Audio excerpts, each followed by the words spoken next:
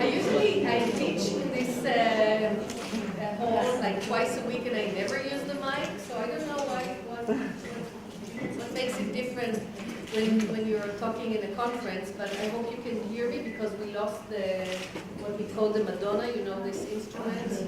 You have? It's not working. Ah, you found it. Okay, at least that. Okay, I'd like to say something about a meeting on a Friday morning on Mount Scopus in Jerusalem. It's very challenging, I know, to many people, but I'm so very happy to see those of you that came to join us this morning, and thank you very much for this.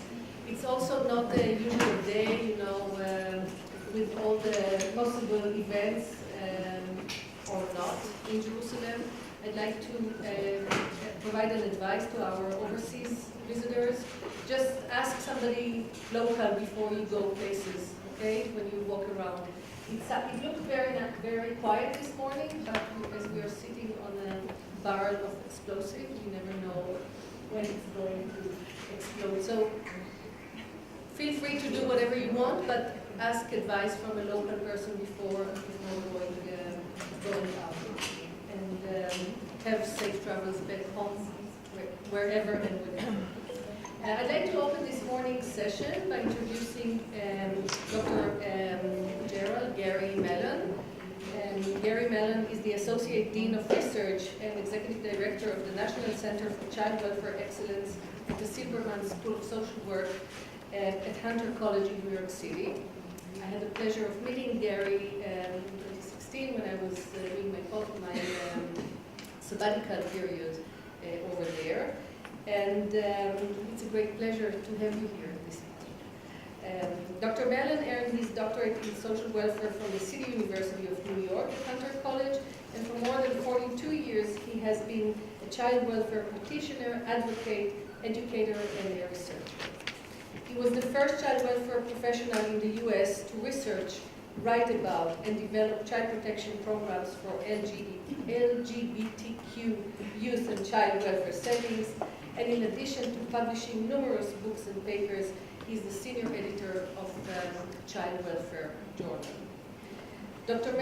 Mallon also lives the talk he talks, and in addition to being a child welfare professional for his entire career, he has been a foster parent, and I'm sure you'll say something about it, a foster parent, and is adoptive parent of now three grown children. He will speak today about navigating safety, permanency, and well-being for maltreated LGBTQ youth in child welfare setting. This is a unique opportunity to have you here and hear you talk about it.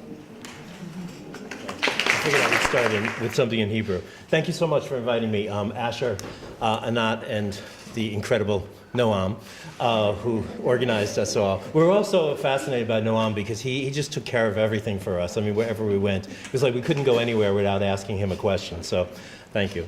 But thank you all for being here. Thank you for inviting me. It's my first time in Israel, and I've been very excited to be here. It's a really kind of incredible experience for those of us who've never been here before. And it's really wonderful to be here and talk about this topic today. I know that this topic is also a topic that people sometimes get uncomfortable about. And my kind of effort is not to make you uncomfortable, but I think framing this in the context of child maltreatment and child protection is important because I think that for the most part, and that's the first slide, I cannot think of another population of young people who have been more maltreated by their families and the child welfare system that's designed to care for them than LGBTQ young people. These are young people who are who they are and didn't choose to be that way, and literally in their own family systems have found it to be complex to live, and then sometimes when separated from those families and living in child welfare system, they found it equally or sometimes more complicated. So I want to share with you some of the things that I've looked at and researched in my own practice. I am a social worker, and I am really more of an applied researcher, and I'll define that in a little bit. But I'm not somebody who looks at big data sets. I'm somebody who has looked at situations and then kind of tried to think about how do we focus policies, practice, training, supervision to kind of attend to those issues, rather than to produce statistical quantification. Although I have a couple of little stats there because I need to make sure that I uphold my rigor, right? I wanted to start with something that's not so pleasant, but I think is really important. Giovanni Melton was a 14-year-old kid who was murdered by his father in Nevada, which is one of the states in the United States, because his father hated the fact that his son was gay and would rather have a son that was dead than have him be gay. And that's Giovanni. Gabriel Fernandez was 8 years old and murdered by his mother and her boyfriend in California because he was acting too gay. And that's that poor little thing. And Jaquarius Holland was 18 years old and murdered by her peers in Monroe, Louisiana because she was transgender. And that's Jaquarius. I started with them because I think that it's important to kind of realize that we're not just talking about the fact that maybe families or individuals can't really accept a gay or lesbian child or bi or trans child, but really in some cases families have such a difficult time caring for their child who might be LGBTQ that they've actually caused them harm that will result in death. So I wanted to mention a little bit about some of my research, and I think it's good to kind of frame it that way, for me at least, because when you're really looking at it, it's like this is pretty horrific stuff in some cases, or has consequences that really could result in it being that grave. What I mean by applied research is kind of the problems of real world people are in the natural world, the world of multiple variables, multiple experiences, multiple meanings, and that real world problems do not come well formed. And when you're talking about LGBTQ youth in foster care, you're talking about not well formed problems because many people have not researched this topic very thoroughly. I've had the privilege of doing it for the last 26 years, and increasingly I'm getting more and more colleagues who join, but in the beginning when I first did it, there was nobody. Literally, there was one article in the professional literature that focused on LGBTQ young people, and actually it was just lesbians. But it was very scary to kind of start that process, but at the same time it was also exciting. As an academic, people warned me not to focus on this issue because they said I would never get a job. They were wrong about that part. I've had too many jobs. But the issue is that it was so kind of stigmatizing as a researcher to research that topic that I was warned by colleagues, don't do that. You will ruin your career if you ever have one. I'm happy to say that they were wrong. I used my own qualitative research to find the best way to study and apply my findings to practical conditions in a messy real world. So although I did research on looking at LGBTQ youth in the foster care system, I really didn't develop findings that were just publishable as findings. I developed findings that then would lead to changes in practice, and I hope to talk about a little of that. The first study that I did was 54 LGBTQ young people. 70% of them were male, 30% were female. They ranged in ages from 17 to 21. 72% were youth of color, and actually somebody the other day asked me that, and in New York City, something like 89% of the child welfare population are young people who are African American or Latino. So I always assume people understand that, but I know that in some places that's not the case. But in the case of this study, 72% of them were young people of color. 80% of them were US residents and 20% of them were Canadians from Toronto. 87% of them lived in group homes. The kind of dominant features of a good fit as we looked at it were about safety from physical violence or verbal harassment. That was one of the issues we were kind of really thinking about. Also looking at a chance to live safely in an environment that provided the nutrients for them to live happily and successfully, and to be able to identify as they chose to identify. And lastly, the prospect of interacting with adults and peers who were affirming and nurturing. That was really important for these young people because a lot of times they've heard from people, it's just a phase, it's going to go away, don't worry about it. And in their case, it was not a phase, it was not going to go away. And the more they heard that, the more they felt like people didn't understand who they were. And that was the good things they heard. The bad things they heard were, you can imagine, right? You're going to go to hell. You're believe me. I one time gave a presentation like this, and at the end of the presentation, a lady came up to me and gave me a note. And I said, oh, how nice, she's thanking me for the presentation. And I forgot about it. I put it in my pocket. And when I went home over the weekend, I wore the same jacket, and I read the note, and it had biblical verses highlighted in yellow highlighter saying, I just want you to know that even though I enjoyed your presentation, you are going to hell. And here are the evidence of that. And I thought, wow, at least she did it in a scholarly way, right? But it was kind of shocking, and I kept thinking, who was that woman? What did she do? I guess I really upset her.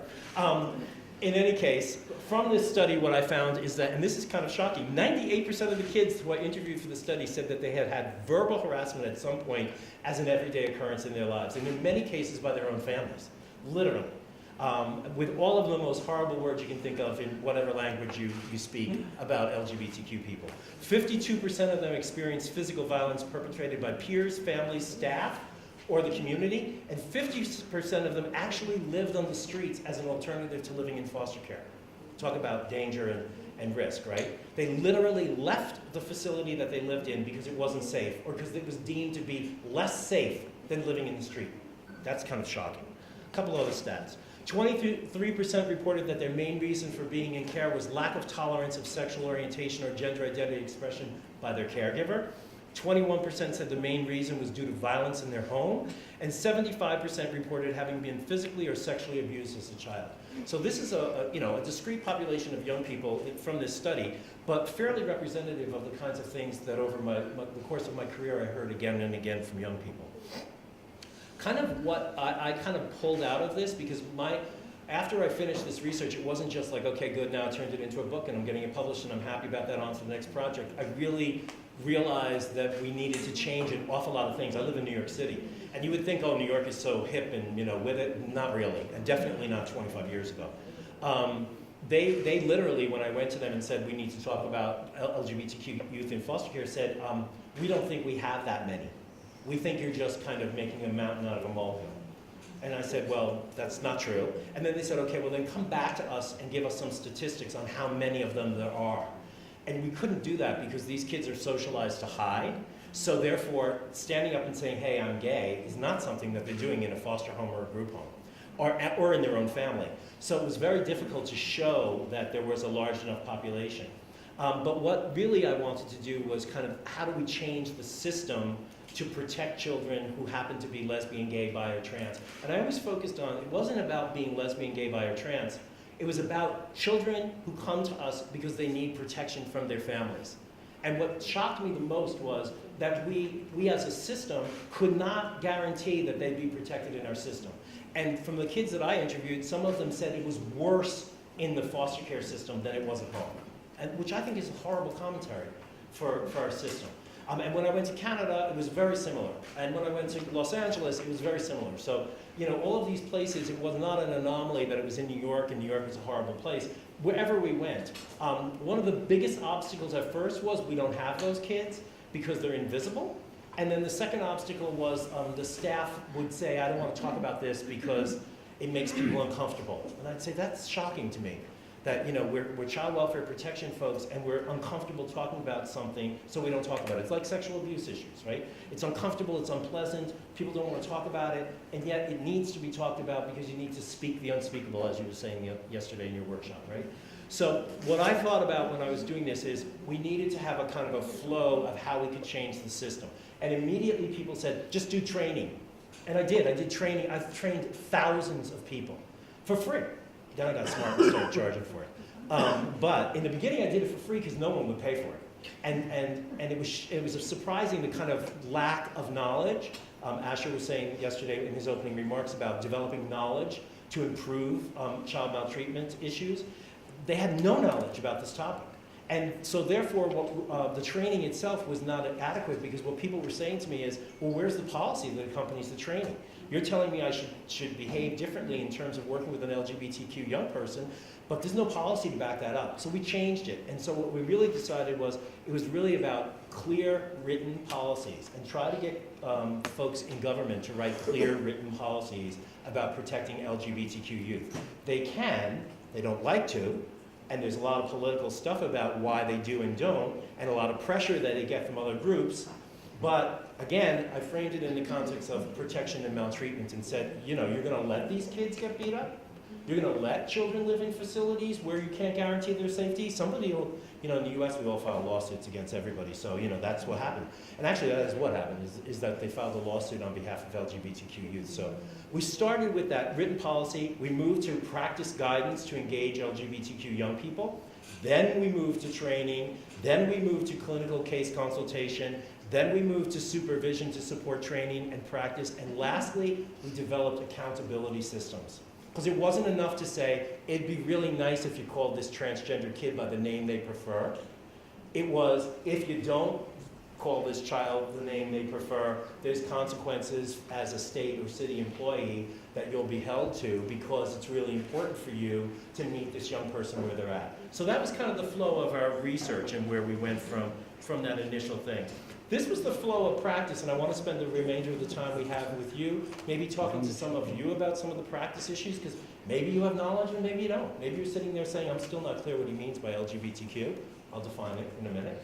But I wanted to take a little time to do some of that, just to kind of model for you what you can, take away, and also what you can use. I'm happy to give this to you in your own practice, just to enhance your knowledge about, how do we become more competent practitioners in caring for LGBTQ youth who might be maltreated. So I want to talk about basic knowledge, language and symbols, and then what do young people and their families need, just kind of very concretely. And I'm ending with some implications for practice that might be useful. Just these are kind of basic concepts. Heterosexual privilege. Most people are heterosexually oriented. That's a fact. And some people are not. And if you ask me the number, we don't have a number. About 10%, right? So if you go look around the room and there's 100 people here, chances are there's about 10 folks who identify as LGBTQ. But it's kind of a rough number. How do we practice competently with people who are not heterosexually oriented? Not to say we should change the way we practice with folks who are heterosexually oriented, but how do we practice with those who clearly are not? It's an important question and an important thing to consider. With respect to gender, one's maleness and femaleness, some people are born male and are comfortable living that way. Some people are born female and are comfortable living that way. Some people are born male or female and are not comfortable living that way. They don't know why. It's not that something happened to them, it's that there's an inner sense of goodness of fit that doesn't fit for them, right? They'll say, I was born male, but somehow I know I'm different from that. We'll talk about transgender folk, because that's really what I'm talking about. Gay and lesbian kids are pretty comfortable being male or female. Transgender folks don't have a goodness of fit in the gender they were born in. So, but that's a very simplified explanation. And some people do not identify with the gender they're born into. Just kind of simple, straightforward stuff. I tried to get rid of these transitions, no end, but it wasn't working. With respect, there's only 2 slides, thank goodness. I kept looking at it and trying to get rid of them. With respect to sexual orientation, you'll see that all of them are exactly the same definition, except in heterosexuality it's opposite, in bisexuality it's either, and in lesbian and gay identity it's same gendered partners. And it's on a continuum of sexuality, fantasy, and affectional fit. Right? It's not just who one engages in sexual behavior with, it's what you feel inside. What I used when I was doing this study called goodness of fit, right? What feels right inside. It's kind of like putting a pair of shoes on that you know don't fit right. At the end of the day, your feet hurt and you need to make an accommodation to that, right? You have to say, I'm never wearing those shoes again, or I'm going to do something to modify the poor fit to make them fit better, or I'm never wearing them again because, it was too painful. So this idea of orientation is similar in each of these areas. With respect to sexual behavior, and a lot of times we get stuck on LGBTQ stuff gets frightening for people because it's all about gay sex, right? Which I said, it's no more about gay sex than it is about heterosexual sex, right? But people panic and they sexualize it and they think, oh my gosh, if I'm talking about this, then it sounds like I'm allowing these kids to have sex, and that's not what I'm saying. But I think that we need to understand that sexuality is complicated and it's on a continuum. And if you look at your own life in terms of attraction, fantasy, fit, you will probably see that it's not here or here. That sometimes at different points in your lives, it's in different places. With whom we have sex with is related to, but not always determined or dependent upon our orientation. So do some young lesbians get pregnant and have children? Yeah, they do. And that always throws us off, because it's like, uh-oh, they weren't a lesbian one night, or one afternoon, which is kind of ridiculous, because it's a biological function, right? But people say that. But I think, bless you, I think we need to think about what does that mean with respect to sexual behavior. I'm going fast because I got a lot of stuff on here. So, and I'm from New York, so I talk really fast anyway. It's not possible to know if somebody is lesbian, gay, bi, or trans unless they tell you. Literally. Don't look for the cues. And gaydar, you ever hear that term, gaydar? Right? It's not reliable. Like, I can't look around this room and say, they're gay, they're not. Okay? You don't know. But people think that. And the thing that I think is funny about that is that people will call and ask about questions. Like, isn't it true that all lesbian people wear rings on their thumbs? No. Isn't it true if you're gay, you pierce the left ear, not the right ear? If you're gay, both your ears are gay, it doesn't matter which one you pierce, right? But people ask that. And practitioners look for these outward signs and symbols, and in reality, they're irrelevant. But there are no outward signs, and I think you need to look, not about that, but kind of make a comfortable enough environment where the young person can feel comfortable to talk about it with you if they choose to. It's not your job to make them tell you they're gay. It's to create an environment where it's comfortable enough for them to talk about issues that might be uncomfortable with most people. And how do you do that? Simple. We're going to talk about that in a minute, too. No such thing as LGBTQ tendencies, only stereotypes. You know, the boy who plays, football and soccer can be as gay as the boy who's an interior designer. The girl who is a cheerleader and, I don't know if you have homecoming queens here in Israel, but, who is like, very pretty and very, femme, can also be a lesbian. There's no like stereotypical image, and again, we tend to look at that. So I think we need to kind of move beyond that. Just some language. This is the word that people say all the time to me, and I always smile because none of us use this word. This is not a word that gay people use to define their experience anymore, and I'll show you why. Because that's what it looks like. Like that sex jumps right out at you, and here's a couple other reasons why we don't use it. It's a medical term that was first developed in 1859 by a German physician, a long time ago. And it's an outmoded term used by others to define the LGBT community. So when you allow other people to define your community, they take the power away from you in defining it yourself. So it's not a word that most LGBTQ people use. It's not a slur. It's not a bad word. But if somebody says to me, hey, I have a 17-year-old homosexual boy I'm working with, what should I do? The first thing I want to say is change your language, because no 17-year-old homosexual boy is calling himself homosexual. Lastly, the word has pathologically based overtones and association. It was deleted from DSM in 1973. So, if you were a social worker or a therapist or a psychologist or a psychiatrist or a doctor before 1973 and you were openly gay, lesbian, bi, or trans, you were diagnosed as mentally ill. So why would we keep using a term that is used to define people who are mentally ill? So the acronyms that we use, and this is a big old acronym, LGBTQ, and people struggle with it sometimes. It's not that important, although it's kind of like this is what people use. And it refers to lesbian, gay, bisexual, transgender, and the Q is questioning, not queer. I will tell you what queer is, but it's not, for me, it's not queer, it's questioning. And there's all different identities clumped together. We all like to do that, right? They're all totally different. They're totally individual, but we like to kind of clump things together. And this is the acronym that you'll see used over and over again. Gay is the word that most young people who are male use. It's a double meaning word that comes from hiding oppression and management of a stigmatized identity. After 1969 is when people used it the most. It's a very small word, but hard for people to say. People would call me in my office and say, I have this boy here, Gary, and I need to talk to you about it. How can I help you? No, I don't know.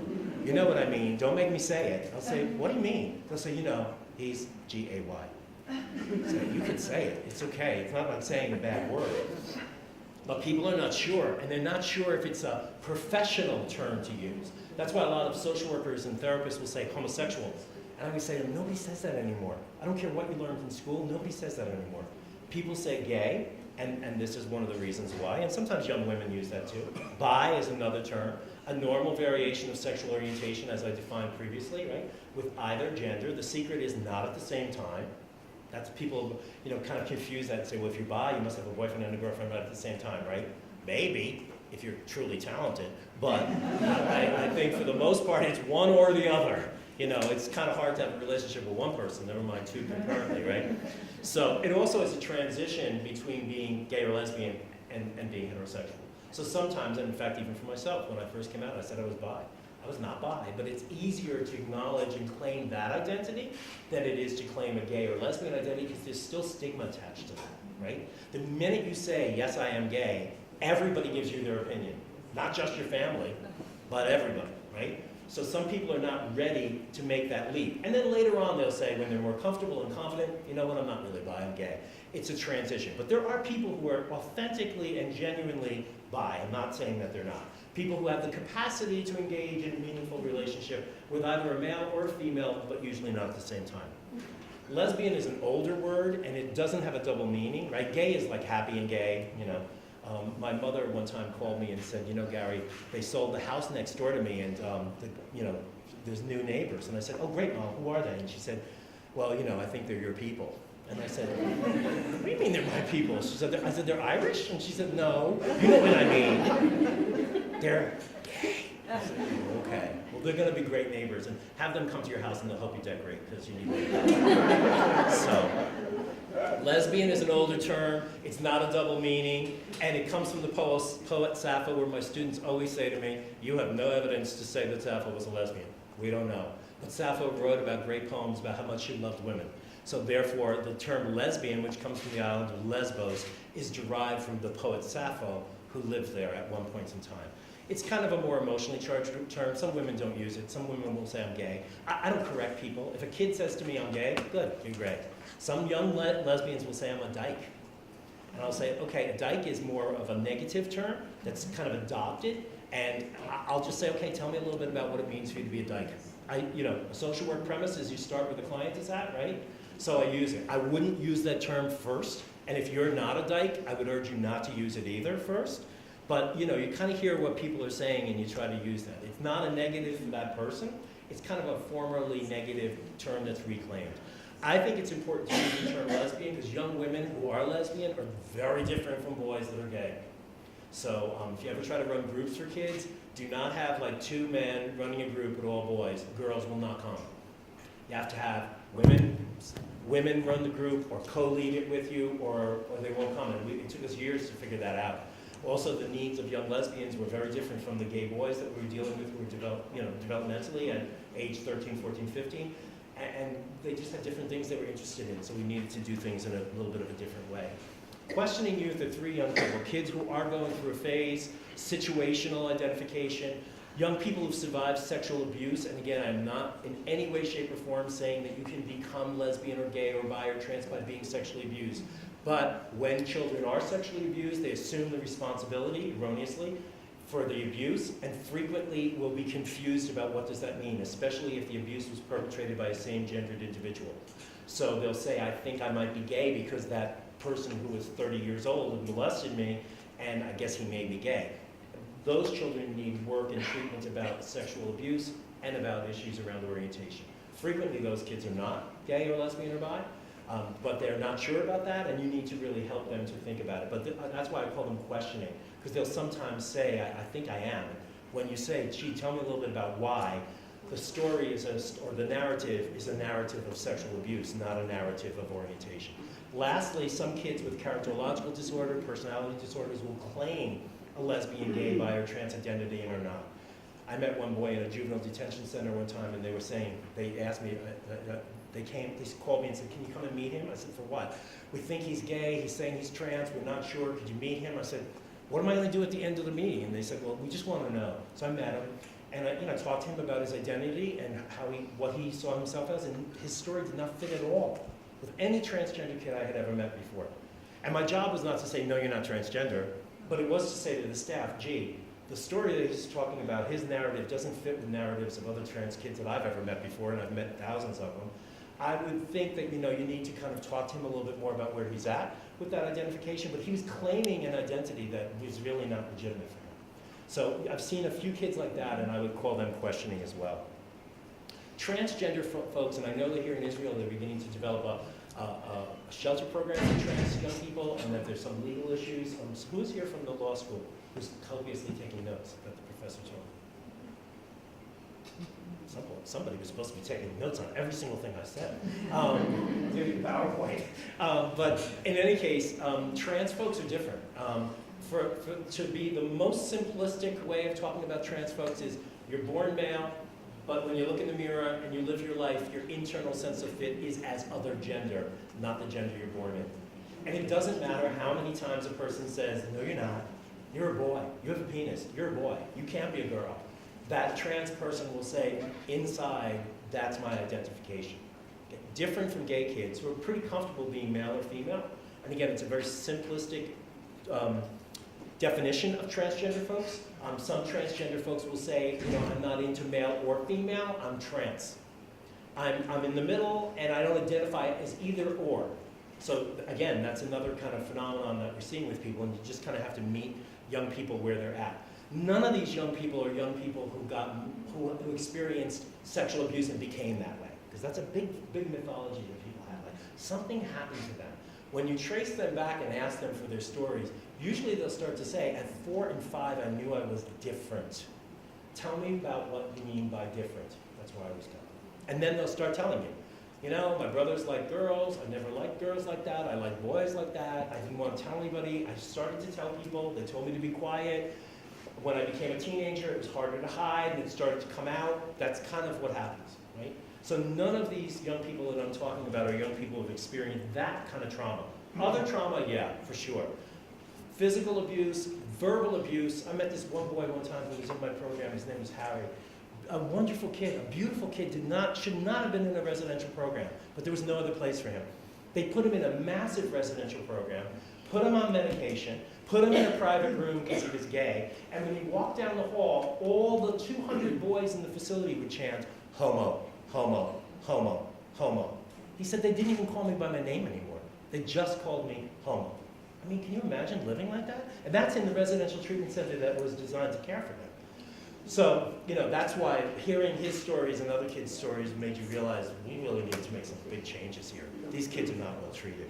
Queer is a term, kind of like dyke. It's a formerly negative term that young people, mostly young people, have adopted. As a 60-year-old, I'm not cool with queer. I don't like it. But my students do. So they'll yell at me all the time about, you know, you should say queer, social work practice with queers. I'm like, no, social work practice with gay, lesbian, bisexual. I'd rather spell it out. But it's a phenomenon that is a kind of, again, a catch-all category. And, you know, I think you have to, again, be where young people are at. If somebody is telling me I identify as queer, this is my identification, I go there. I feel sometimes when I'm doing things like this or when I'm working with professionals, if you get too in-depth or too detailed, people go, clip, and they don't hear it anymore. So I like to try to keep it simple so people walk away understanding. But in reality, you know, it can be complicated stuff. Here's a couple symbols. Rainbow flag, you'll know that one, right? If your neighbor is flying the rainbow flag, you now know where she comes from. A pink triangle, and actually we were at the museum, the Holocaust Museum the other day, and I don't think I saw any pink triangles there. I saw a lot of stars. But the pink triangle is a Nazi symbol that was placed on the uniforms, on the internment camp uniforms of homosexuals. And I'm using homosexuals on purpose. So you'll see sometimes the upside down pink triangle. The combination of pink and blue make purple. Purple is sometimes identified as an LGBTQ color, not every purple, but you know, some. The intertwined genetic symbols, male, female, and then this one's for transgender folks. The reason I'm doing this is because sometimes kids don't tell you very directly about what they're doing, but they'll have a button on their jacket, or they have a button on their knapsack. And if you don't know what that means, they're kind of waiting for you to ask, what does that mean? I got another one of those calls one time about meeting a kid in a residential treatment facility, and the work was different. She kept saying, Gary, this kid's saying he's gay, but he's not. We know he's not gay. It's a residential treatment center. He's mentally ill. He's just claiming this identity. He's not gay. I said, okay, I'll come and meet him. I met him, I met her, and talked to her. She had nothing in her office that would suggest to me that it was an affirming place for a kid to talk about being gay. Nothing. She herself was not that affirming either. And then when I said to her, well, I'd like to meet the kid, it was a rural place outside of New York City, and the kid was walking across a field, and I'm not lying, with a rainbow flag ribbon furling in the wind behind him. So when the kid got in, I said to him, hey, you know, he said, who are you? Why do you want to talk to me? And I said, you know, I do this stuff with sexuality with adolescents, and, you know, I talk to kids about, you know, being straight or being gay or being bi or being trans, you know, where are you at? And he said, well, I'm bi, and I keep telling her, and she keeps telling me I'm not. I mean, the kid was telling the staff member what he needed, and the staff member was not reading the cues. And this kind of thing happens all the time. So, again, just in terms of reading cues, it's helpful. What do young people need to be protected, and what do their families need to ensure that youth are not maltreated? Not that extraordinary, right? When you're formulating an assessment of young people, you have to figure out where the young person is in their own process of sexual orientation and gender identity. Some kids will tell you straight up, and I'm sure there are kids here in Jerusalem, Tel Aviv, Haifa, all over the country who will say, yeah, I'm gay, I am. And those kids are wonderful because they have come to understand themselves at probably great risk to themselves, to identify who they are. They're easier to work with. Then there are kids who are not out. Everybody is saying they are, but they're not. And they're not telling you they are either because they're afraid, because the issues of safety are so severe for them that it's better to stay in the closet. And then there are kids where, they're just not sure. So, I think you have to assess where this kid is at. And the job of the worker is not to get them to tell you. The job of the worker is to facilitate an environment where it's comfortable enough to say, in this office, we can talk about anything. In this space, it's safe enough for us to talk about things that might not be safe in other places, and we'll talk about confidentiality and how we keep that confidential. You have to look at cultural, religious, racial, class, and age issues. And I'm one of these people. There are Muslim gay kids, there are Jewish gay kids, there are Irish gay kids, there are black gay kids. There's no religion, race, or culture that does not have LGBTQ folks in them. And in the US, I've had lots of people from the African American community that'll say things to me like, oh, that's a white thing. I'll say, really? Come on, look at the choir in your church. Because lots of people in the choir are not, heterosexually oriented. But I think, you need to really kind of look at whether or not you can be out in those communities is another story, right? Even in ultra-Orthodox communities, there are lesbian, gay, bi, and trans people. But you have to really, yeah, there are. But the idea of whether or not you can be out in that community is another story. Are we at time? Are you giving me the time? Okay. I have only a couple more slides, so just bear with me. Okay, good. You have to assess, I think, whether youth are at risk for violence at school, at home, or in their community. I think when you're looking at a family assessment, what are the issues in a family? If religion is an issue in the family, that's a big thing to look at, right? If culture is an issue in the family, that's a very important thing to look at. What happens in communities where kids can't come out is they leave those communities and they migrate to communities where they can. So they all move to Tel Aviv, right? If they're, that's what I've heard, right? And in New York, if they all move to New York City or Los Angeles or San Francisco, right? So they migrate to places where they think they might be able to be themselves.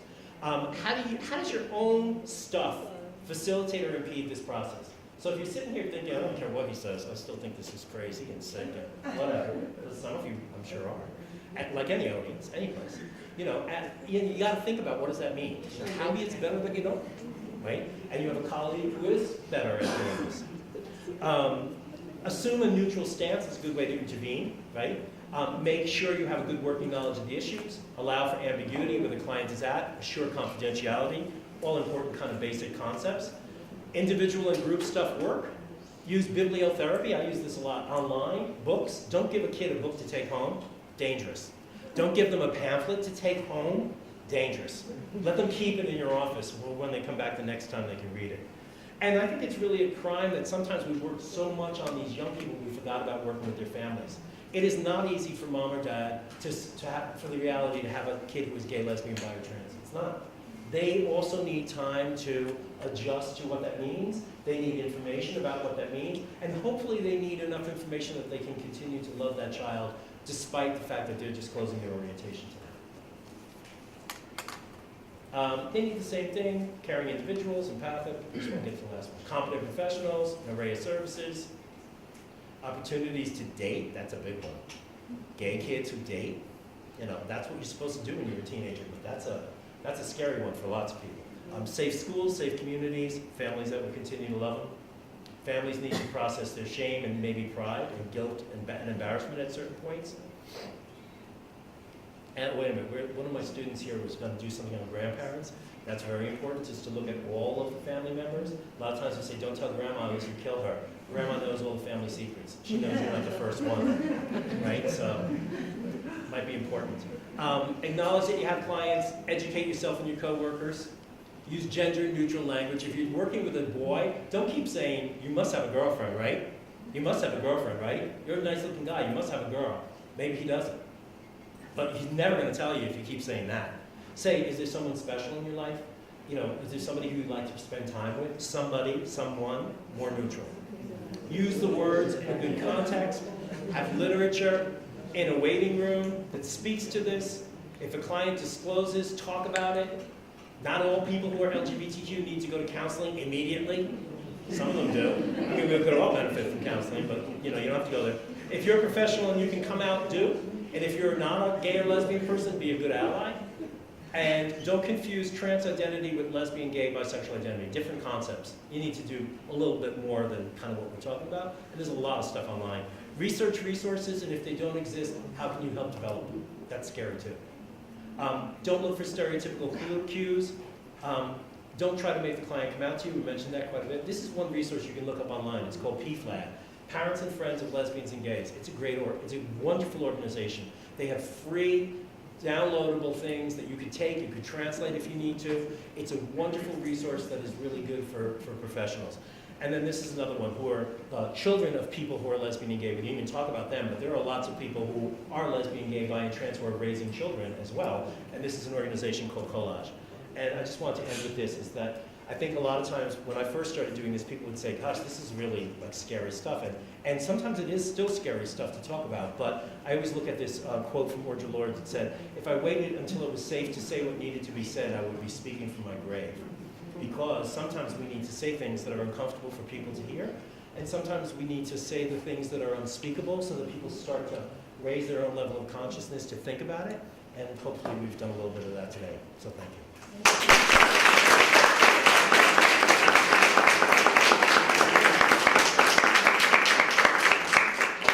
think because we started, and you were on time, you did your thing, but we started late, so I encourage you to talk to Gary maybe a little bit.